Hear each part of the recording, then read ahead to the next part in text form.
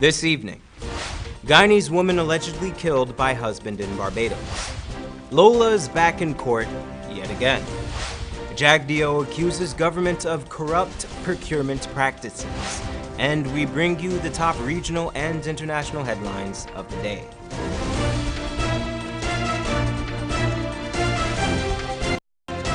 From Safe TV headquarters in South Rival Gardens, this is Safe TV Headline News with George Gonzalez. Today is Monday, April the 16th, 2018, and this edition of Headline News is now being streamed live on our Facebook page and our YouTube channel. Thank you for joining us. The reputed wife of businessman Jermaine Langevin is in custody following investigations into an alleged arson attack against his business. According to Chief Fire Officer Marlon Gentle, around 2:30 a.m. on Saturday, 4 units responded to a fire at White Castle Fish Shop on Hadfield Street. By this point, the fire had already consumed the ground floor of the building. Nonetheless, quick action by the firefighters was able to avert further damage to the 4-flat building. Eyewitnesses allege that Langevin's common-law wife had allegedly lit the shop ablaze after repeated calls to his cell phone went unanswered. Sources report that the couple, who share a child together, have been experiencing domestic issues for quite some time. A Guyanese woman was allegedly stabbed to death by her husband in Barbados. Esther Sobers spoke to the distraught mother of the murdered woman and filed this report. Violence against women has come to the forefront yet again, following the killing of another Guyanese woman at the hands of her lover. On Saturday afternoon, Unika King was allegedly stabbed by her husband of 10 years, David King. The fatal stabbing occurred in a popular shopping mall in Bridgetown, Barbados, in the presence of the couple's young children. The very public murder has many asking why. Unika King's mother, Vivian, may have an idea. She says that her daughter had called her a few days ago. During the conversation, Unika said her husband had threatened to kill her. I never find that, he abused her more than last week. She called me and he threatened to kill she. And when she told you that, what did you do? I live in GUYANA, she living in Barbados. Know what to say to both of them. She's still distraught from having witnessed her daughter's dying moments through a viral video. Nonetheless, she'll be heading to Barbados soon to bring home her daughter's body, as well as her 2 young grandchildren. Grandchildren who are still in a state of disbelief after having witnessed their mother's brutal murder. Meanwhile, the police in Barbados are in search of David King, who allegedly fled the scene of the crime. For Channel 2 Headline News, Esther Sobers. Thanks, Esther.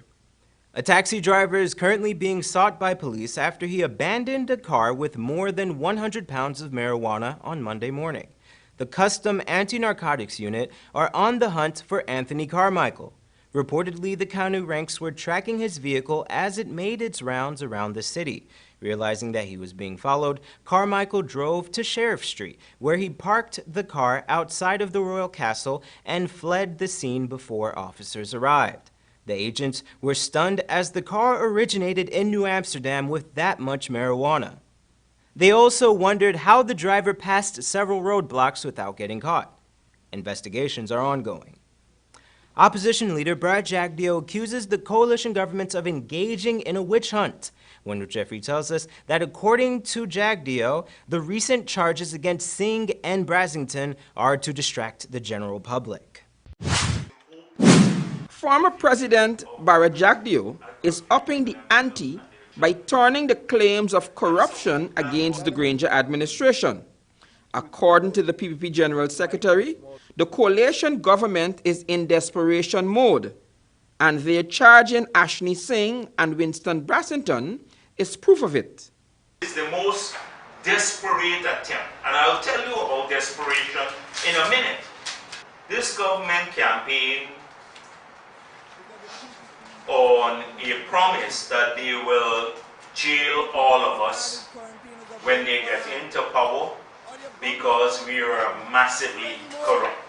And today, 3 years later, do we have people charged for? What they were charged for is misconduct in public office contrary to common law. They couldn't even find a national statute to charge them under. There was nothing to hide about these transactions because there was nothing illegal. So I repeat, Ashni Singh and the others are not charged for stealing money, etc. In 3 years later, all you can find is procedural errors, and we don't believe they're procedural errors too, but that's all you can charge on. After pointing out that the PPP, and specifically Ashni Singh and Winston Brassington, did nothing wrong, the opposition leader then sought to compare how the PNC did business prior to 1992. That is what, of the 30 companies they sold, Payne Company, no valuation. DTL, no valuation. Demar Woods, no valuation. Oh, you can go down the list. We don't even have records. We don't have records. As you know, they don't even have records for some Durban Park. And that was just done a couple of years ago. For Channel 2 Headline News, Wendell Jeffrey. Thanks, Wendell. Don't go away. Coming up after the break, makeup artist Lola Dahl is back in court, and Jagdeo talks corruption. But first, here's today's foreign currency exchange rates.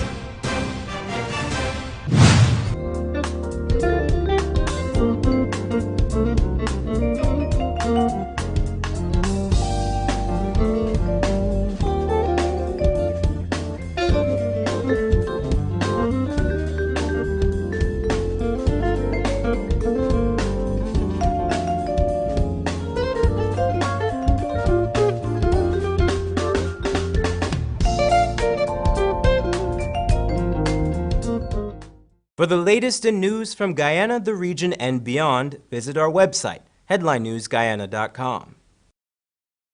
The Big King you love just chickened out. Introducing the new Chicken Big King with 2 crispy chicken patties and our signature king sauce. The new Chicken Big King, now part of our Burger King favorites. Only at Burger King, where taste is king.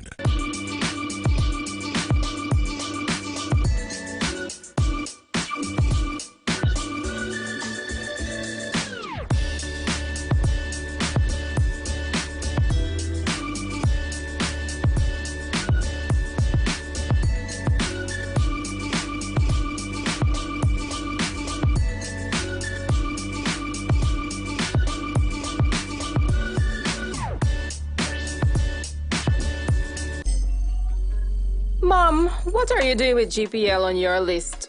Child, you forgot I have to pay GPL? You got time with GPL? I have to keep these lights on. The customers who think in that manner and refuse to honor their obligation to GPL are obviously not playing their part in ensuring quality service delivery. So, I will continue to pay my GPL bill on time, every time. I recognize the value of your point, Mom. You were right.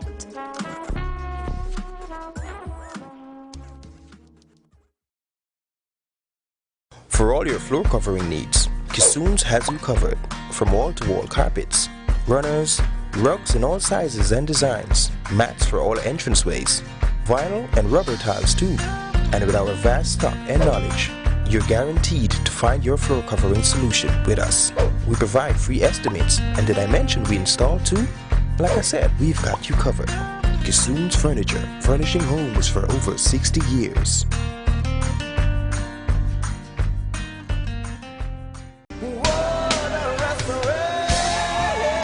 Guyana, celebrate and appreciate 35 years of ministry with our very own Prophet Eon Greaves. Saturday, April 28th, 2018 at the National Cultural Center, featuring Sean Sobers, Samuel Medas, Miriam C. Williams, Sai Koo, Kester D, Sherilyn Maloney, and much more. Tickets cost $1,500, $2,000, and $3,000 and are on sale at the National Cultural Center and Kester D Music Center. Doors open from 8 p.m. Sponsored by Hope is Rising and Dens Trading. Need a ride around town and beyond? Look no further than Oasis Ride Taxi Service. With affordable prices and some of the best drivers in the business, we've been delivering prompt and reliable service to Guyana for over 16 years.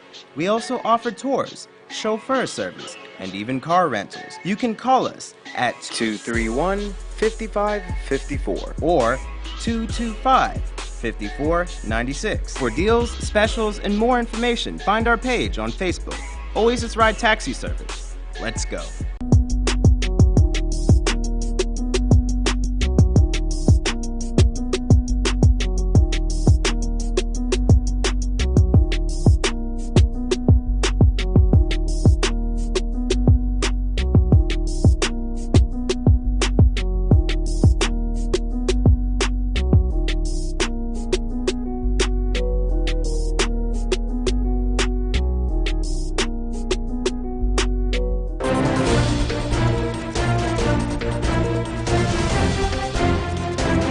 Welcome back. Much of Georgetown awoke to a watery commute after heavy rainfall, which began late last night, persisted well into the morning hours.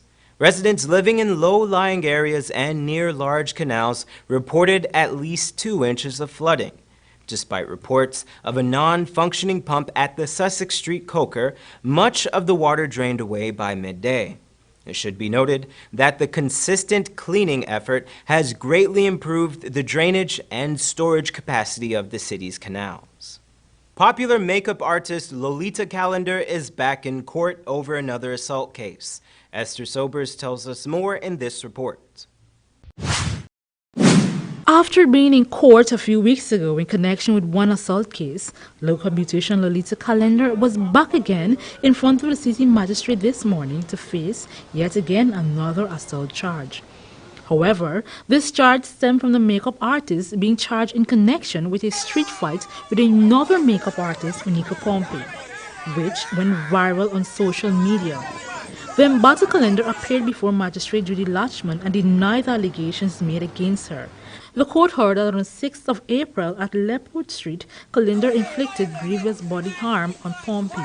Meanwhile, police prosecutor had no objection to bail, as he told the court that the day in question the two, who are known to each other but not on speaking terms, had a fight in the street, and it is during the confrontation that the latter allegedly inflicted several injuries to Pompey's body, which included bite marks. Nonetheless, the magistrate placed both beauticians on $80,000 station bail, and they're required to return to court on April 17th. For Channel 2 Headline News, Esther Sobers. Thanks, Esther. This morning, a 52-year-old woman was killed in an auto accident in Berbice. Surajneen Surajra died after the car she was traveling in collided into a parked motor lorry on the number 58 Village Public Road, Quarantine, Berbice. The accident reportedly occurred at around 7:20 a.m. The vehicle was driven by a 25-year-old male, and 2 pensioners were also in the vehicle with Surajra. Surajra died at the scene while the other passengers received minor injuries. It is believed that the driver reportedly fell asleep at the wheel. He is presently receiving medical treatment at the Skeldon Hospital. Investigations are ongoing. Continuing on the topic of corruption, the former president claimed that during his tenure, his government changed procurement laws as a means of addressing illegal business practices. Here again is Wendell Jeffrey. Former President Barajagdio is telling all, or a lot. At his office last week, the leader of the opposition took time to detail how much of the corruption was done by certain PPP government officials. It means knowledge of the engineer's estimate comes at a premium. People were paying for this information, and therefore they were getting an unfair advantage. So there was a lot of corruption. Let me give you an example. So the state advertises for a contract. They get an engineer to come up with the price. So assuming this engineer decides that it's $100 million to do the civil works, the state keeps it quietly. Officers of the state would then sell that information to private bidders. According to Jagdeo, he and his cabinet caught wind of how government officials were using the corrupt transactions and stealing billions of dollars. He pointed to this as the reason for his government changing the procurement method in Guyana.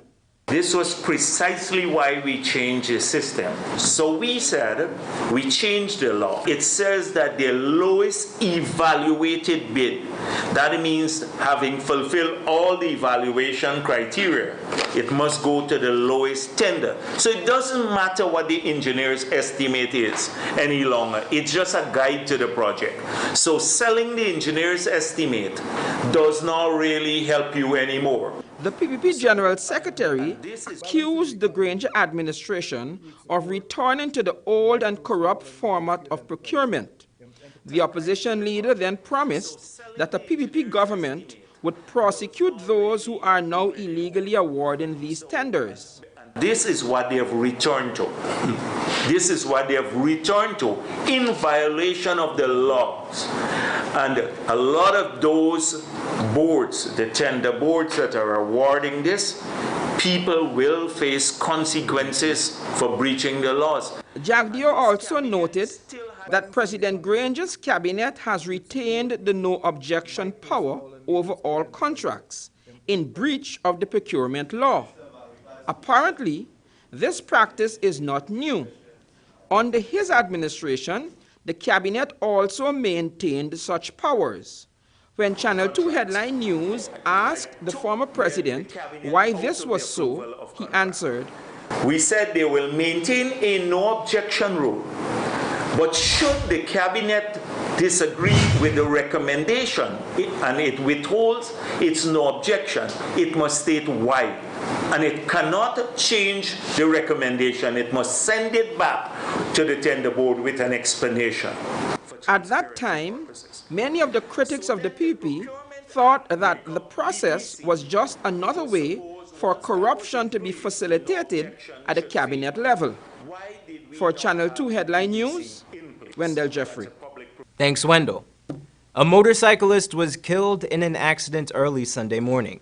Around 3 a.m., 22-year-old Suresh Kelawan lost control of his bike while negotiating a turn on the Kitty Public Road, Georgetown. He was reportedly in the vicinity of the Russian embassy when he lost control. Kelawan reportedly slid and collided with the guardrail of the said embassy. He was taken to the Georgetown Public Hospital where he was pronounced dead on arrival. Join us after the break for your regional news, international news, and more.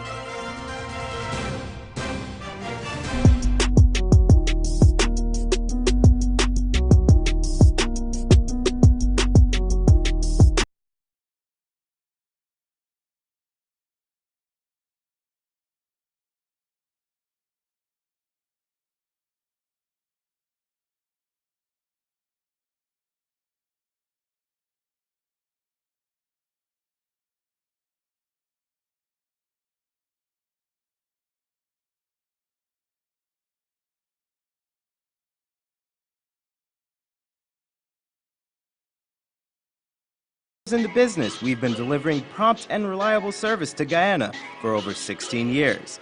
We also offer tours, chauffeur service, and even car rentals. You can call us at 231-5554 or 225-5496. For deals, specials, and more information, find our page on Facebook. Oasis Ride Taxi Service. Let's go.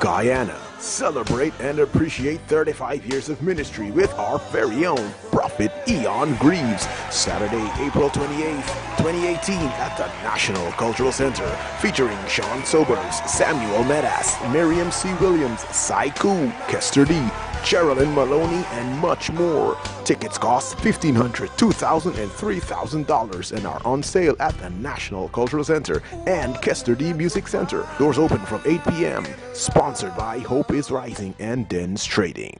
For all your floor covering needs, Kissoons has you covered.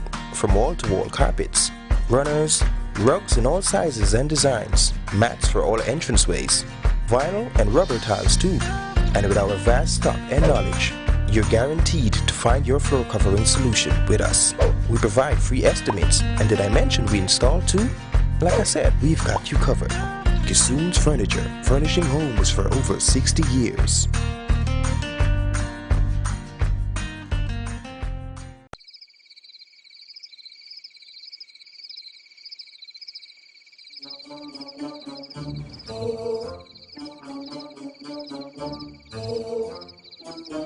You know, I'm tired telling you, stop thief electricity. Don't shush me. You're going to kill yourself and burn down people out. Stop, I'm telling you, stop. This man don't hear you know. Hiya go. Look, I fed up with this stupidness, eh? I gonna fix this one here once and for all. Hello, GPL? Here now, I got a big problem wrong here. They got this chap who continuing to do this.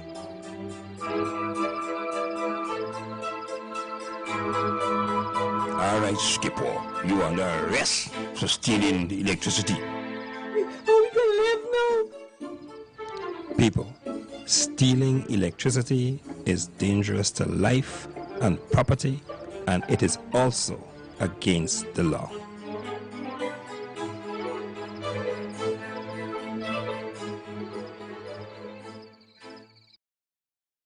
The Big King you love just chickened out. Introducing the new Chicken Big King with 2 crispy chicken patties and our signature king sauce. The new Chicken Big King, now part of our Burger King favorites. Only at Burger King, where taste is king. Welcome back. BB Bacchus brings us the regional and international headlines of the day. A man in the British Virgin Islands who allegedly tried to sell baking soda as cocaine has been arrested on drug charges. Vernie Forbes Jr. is charged with 2 counts of possession of a controlled drug and 1 count of possession of cocaine with intent to supply. The court heard that Forbes was then seen entering a nearby parking lot with a Caucasian male, and they appeared to be acting suspiciously. As the police approached both men, Forbes allegedly threw a white object into nearby bushes. Police reportedly retrieved 3 dime bags containing a white powder from the bushes. "Officer, it belonged to me. It is baking soda. I broke and I was trying to make an easy $50 off this white dude," he reportedly told police. Forbes was subsequently arrested and charged. Thousands gathered in cities across Brazil on Saturday to mark 1 month since the killing of Rio de Janeiro City Councilwoman Marielle Franco. Franco was struck 4 times in the head at close range in central Rio de Janeiro during a drive-by shooting.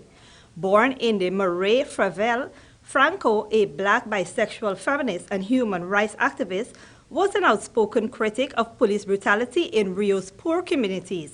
Her murder remains unsolved. And in international news, Chinese social media giant Sino Weibo has reversed its decision to ban gay content. This past Friday, the company said the post related to homosexuality would be taken down.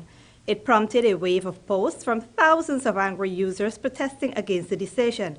On Monday, the microblogging platform said it would reverse the ban. Often described as China's answer to Twitter, Sino Weibo is one of the most popular social networks in the country with millions of users. While homosexuality has been decriminalized in China, many still hold conservative beliefs towards it. And finally, police in India says a lawmaker from the ruling BJP has been arrested. He was charged with abducting and raping a teenage girl. Kuldip Singh Sangir, a member of the Uttar Pradesh State Legislative Assembly, has been accused of raping a 60-year-old girl in June 2017. Sangir has denied the allegations, calling them politically motivated. Sangir was arrested on Friday. The girl alleges she has been trying to lodge a complaint with the police since August. Reporting for Channel 2 Headline News, Bibi Bacchus. Thanks, Bibi. Here's your 7-day weather forecast and this week's bridge retraction schedule.